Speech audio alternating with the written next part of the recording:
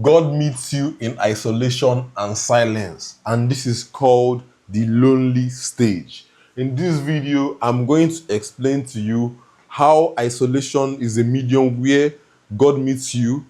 Isolation is a medium where you tap into your deepest self and discover your life purpose or discover the path you should take next. And the first thing I'll talk about in this video is that it gets to a point in every man's life when he faces a season when life gets quiet. In my own life in particular, I've been in that season twice.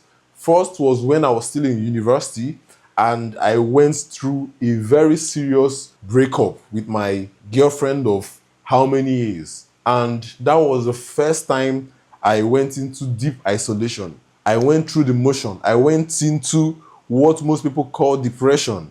And at that point, I didn't understand that it was depression. I was lost because my life was centered on that relationship. And that breakup was a medium in which God used to break me out of that loop of not being fixated on pursuing my life purpose, because I didn't come to this earth to pursue women and not give back to the universe. We have a reason of being here. You're not here to pass time. You're not here to be liked. You're here to serve a purpose. You're here on a mission. And every man gets to a point where they become isolated. They have no tests, no calls, no attention. There's no clouds. All of those things are gone.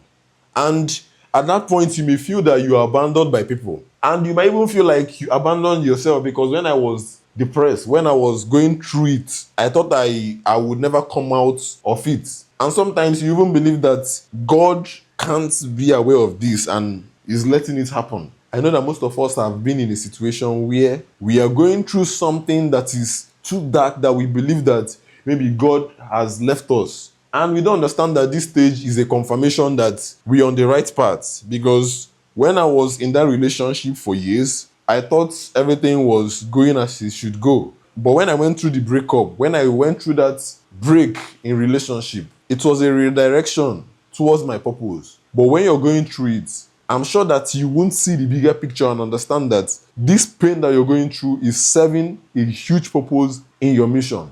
And we might be wondering that what is the lonely stage and how do you recognize what the lonely stage is? The lonely stage is when you're between the old version of yourself and the new one. Because, for example, in my case, I was between the old version of being stuck in a relationship. I was basically doing nothing. I had no purpose. All I had to do every day was wake up, eat, talk about football, argue, play video games, and basically rinse and repeat. It was more like a loop. And if you think about what the lonely stage does to you, is that it's more like a fight between the old you and the person you're becoming, or the person you're supposed to be. That's the limbo. That's a dance between the old you and the new you. More like dance between darkness and light. And why this feels lonely is because you're used to the past. The past feels so familiar. Because we humans, we are accustomed to what feels familiar. You don't want to take risks because the risk of trying out what you have not done before is uncertainty. You don't know what will come out it. You don't know if you will achieve your goals. You don't know if you will come out victorious. You don't know if you will fail. So that uncertainty is what makes you feel lonely. That's what makes you feel stuck. And if you feel uncertain, the future will feel distant and intimidating. Because think about it. Like I said, I've gone through the lonely stage twice in my life. And I don't know if there will be a third time. The second time was when I quit my 9 to 5 to pursue my life purpose. At that point, I was stuck between the old version of me, which was the 9 to 5. I was familiar with it because I lived paycheck to paycheck. My bread was certain at the end of the month. I knew that by the end of the month, I will make so amount of money. I knew that if I do this and I do that, I will get this outcome. But breaking that loop of 9 to 5 and pursuing a business was very scary, because you're not used to running a business. You don't know how running a business feels like. You don't know if you'll succeed. You don't know if it's a good decision that you will make.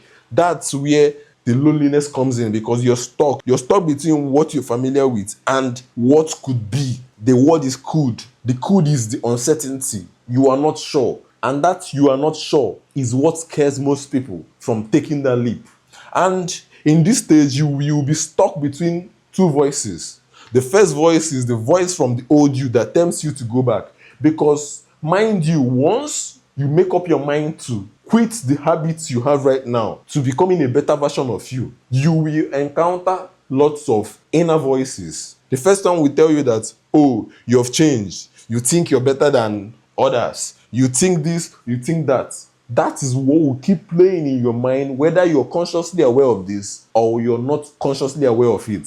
And the new voices will also challenge you because, like I said, you're stuck between the old you and the new you. And since you're stuck between the old you and the new you, you will face two voices, both from the old you and the new you. The new you will tell you that, bro, you're not ready for this. That's called imposter syndrome. You feel like you're not good enough to embark on that new challenge. And it will tell you that you don't belong to this new lifestyle. If you're used to making $1,000 in a month, if you take the leap to double your business and start making $10,000 in a month, it will feel scary. You should understand that observation is key because your actions flow from your observations. And what are your observations? Your observations are what you watch, what you listen to, who you surround yourself with. Those things are what shapes your thoughts. And your thoughts shapes your actions. So what you should do, first off, is to protect your observations. Like I said again, your observations are what you think about, what you listen to, what you watch, who are your friends, your environment. Those things are your observations because your observations are mostly from your five senses, your ears, your eyes, and other five senses that you have in your body. And you might be asking, but why will God put us here? Why will God not leave me to live my life? Why will He put me in this lonely stage? Why will He put me in this mode of transformation? That's because God wants you to learn detachment. Detachment means to break your dependence on attention, to break your dependence on validation, and to break your dependence on material things. Because think about it, we all are so fixated on the outcome of things around us. You're fixated on people liking your post on Instagram. You're fixated on people validating your ideas before you go after your dreams. And another reason why God puts us here that is not detachment is to purify us. And that's because isolation forces you to confront the impure or the destructive desires that you have. It has to purify you. When you're going through that motion, you face lust. Lust is one of the things you have to defeat. Because when you're in isolation, like I said, you start feeling lonely. People will become distant. No calls, no text. Your girlfriend might break up with you. Your wife might, start acting somehow. Like, it's not like everything will start going against you. You might even get a divorce, depending on what the case is for you. And all these things is to purify and detach you from things that you're so attached to. And the next reason why God puts you here is to give you clarity. And that's because in silence is when you can actually hear God's voice. You can't hear God's voice in the noise of the world. If you're busy scrolling Instagram, if you're busy consumed by social media gossip, if you're busy fixated on things that don't elevate you, how would you tap into your inner tuition? How would you tap into your God mood? How would you listen to the voices of the Spirit when they speak to you? And another reason why God puts you here is for preparation, because if you're detached and you're purified and you can clearly hear God's voice, all these are a form of preparation. Just like a boot camp, God is strengthening you for the weight of the future blessings.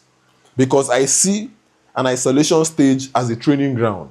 It's more like you're training for the bigger things to come. Just like it's been said, better life, bigger problems. So if you're having a better life, you have to be ready to face the circumstances you will encounter for elevating. Because, for example, someone that does not have a car is not concerned about how much tires of a car is being sold. Someone that does not have a house is not concerned about maintenance of a house. Someone that does not have a child is not concerned about how much baby food is in the market. Reasons being that if you have not gotten to a level, you would not understand the challenges that level comes with. Because mind you, every level comes with its challenges. Every level comes with what? Its challenges. If you become a father today, you start having fatherhood challenges. If you become a millionaire today, you start having millionaire challenges. If you start becoming whatever it is that you pray for, you should always pray for the strength to stand tall when the challenges of that level comes. And that's why God isolates you, God detaches you, God purifies you, and God gives you clarity, all to prepare you for the blessings to come. And you might be asking, when does this lonely stage come? The lonely stage comes when you are out of alignment and need recalibration. Because most of us, we go through life not understanding that we have a mission on earth to fulfill. So when you're out of your purpose, when you're out of alignment, that's when God will try as much as possible to redirect you towards your path. And how does God redirect you towards your path?